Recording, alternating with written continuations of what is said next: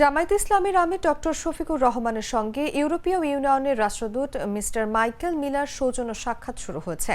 এর আগে রোববার বেলা 12টার দিকে ইউরোপীয় ইউনিয়নের 2 সদস্যের একটি প্রতিনিধি দল জামায়াতে ইসলামীর কেন্দ্রীয় কার্যালয়ে আসেন।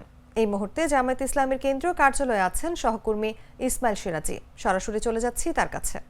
দর্শক, আমরা এই মুহূর্তে রয়েছি রাজধানীর মগবাজারে বাংলাদেশ জামায়াতে ইসলামের কেন্দ্রীয় কার্যালয়ে।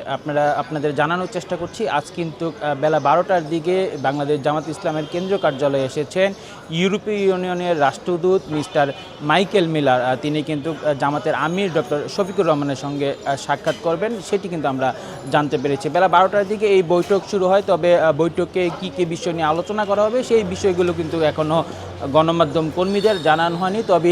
তবে ধারণা করা হচ্ছে যে বৈঠক শেষে সংবাদকর্মীদের সঙ্গে কথা বলবেন জামাতের পক্ষ থেকে এবং ইউরোপীয় ইউনিয়নের পক্ষ থেকে।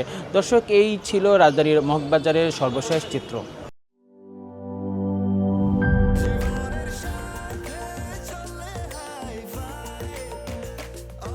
স্বাস্থ্যকর অল টাইম, সব সময় অল টাইম হেলদি লাইফ।